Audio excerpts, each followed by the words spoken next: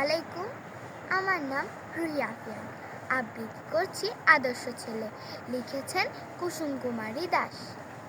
আমাদের দেশে হবে সেই ছেলে কবে, কথায় না বড় হয়ে কাজে বড় হবে।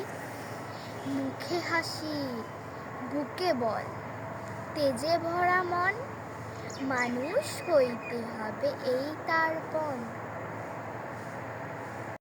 বিপদ আসিলে কাছে হও আগুয়ান, নাই কি শরীরে তব রক্ত মাংস প্রাণ। হাত পা সবারই আছে, মিছে কেন ভয়, চেতনা রয়েছে যার সে কি পড়ে রায়। সে ছেলে কে চায় বলো, কথায় কথায় আসি যার চোখে জল, মাথা ঘুরে যায়।